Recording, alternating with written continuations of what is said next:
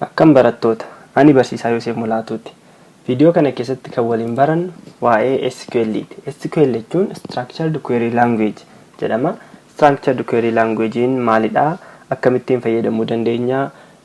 Akkamittiin immoo SQL'n kun database ittiin uumnee database keenya manipulate gochuu dandeenya yookiin akkamittiin define gochuu dandeenya kan jedhu jechuudha. From basic up to advanced wal faana kan ilaallu jechuudha. Basic irraa hanga advanced itti wal faana ilaallaa jechuudha. Isa gochuuf garuu software nuti fe'uu qabnutu jira. Software kun SQL jedhama. SQL Server, SQL serverii feeneetu achi booda dhagaa kana fayyadamuu kan nuti dandeenyu. Software kana fe'uuf gaa foldera kana keessatti foldera kana gaa programming for Ethiopia kan jedhu page jira. Telegram irraa argachuuti dandeessu. Telegram irra seentanii programming for Ethiopia jettanii barbaadaniitu foldera kana download godhachuuti dandeessu. Software kana jechuudha. Achi booda gaa ishii jalqabaa kana double click gootaniitu yookiin right click yeroo gootanu install yookiin open kan jedhu isinii fida. Achi booda yeroo isin isa click gootan install gochuuti jalqaba jechuudha. Install gochuu yeroo jalqabutti gaa optionii garaa garaa isinii fidu.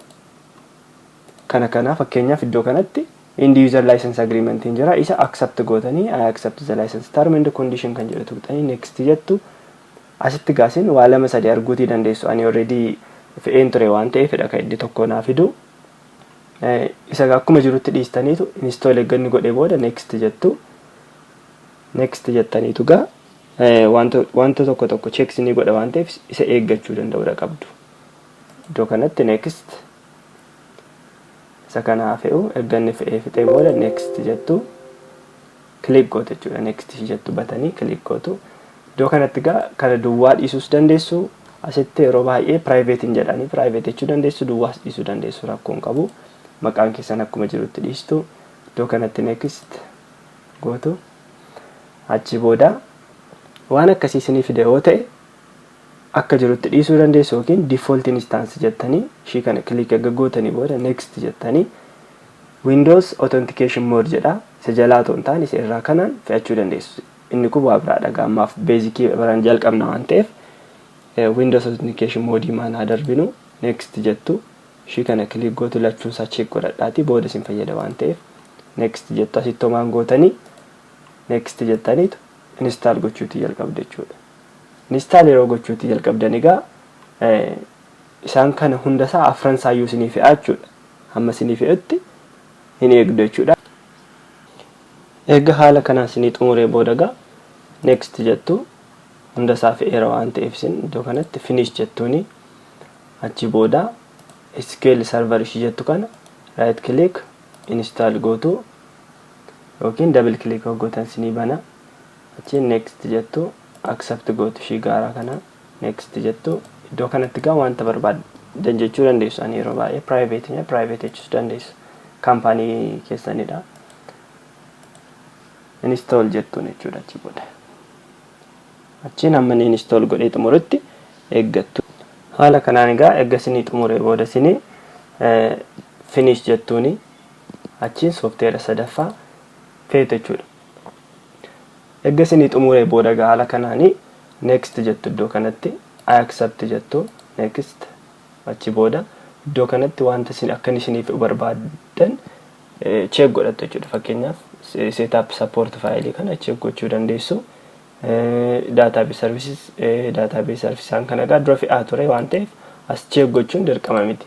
Kanaaf SQL Server native client fi isaan kunis actually fe'aa ture waan ta'eef yoo jiraate bira isinii darba akkasumaan check godhaati next jettu. Asitti wanti isin sirreessanii jiru next jettu. Egaa next tuqxanii booda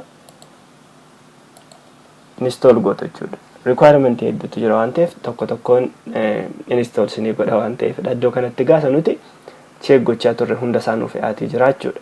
Haala kanaan egaa eegganni fe'ee nuuf fixee booda next click gooneetu asittis hunda isaa waanuma summary wayinti agarsiisa. Kana booda egaa ishii kanaan check gootu barbaachisu waan ta'eef ammaaf wanta nuti raangoon hin jiru. Finish eegga jettanii booda amma gaa install goonee xumurreetii jirra. Kana gaa raan gochuu barbaanne iddoo itti ilaaluu barbaanne start click gootanii yookiin iddoo kana ishii kana click gootu Windows 10 fayyadama waan ta'eefanii achi booda search gochuuti jalqabdu. Akkasumaan barreessuu dandeessu tan SQL Server Management Studio Express jettu kana click gootu jechuudha. Yeroo click gootanitti sinii banaa manni sinii badutti ni eegdu jechuudha.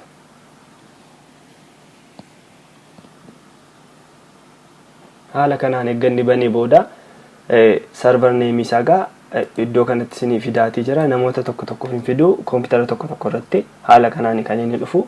Haala kanaan dhufa taanaan click gootaniitu browse jettu iddoo kana. Ishiin kunis hin dhufte yeroo baay'ee browse for more jettaniitu ishii mallattoo plaasii qabdu kana click gootanii as keessaati GOCPC hankooti gaa kun hankoo as keessa jira waan ta'eef ishii kana tuqxanii okay jettan sinii fidaachiin kun database engineer mara jira. Windows authentication hidha kuni default sanuti install gochaa turedha.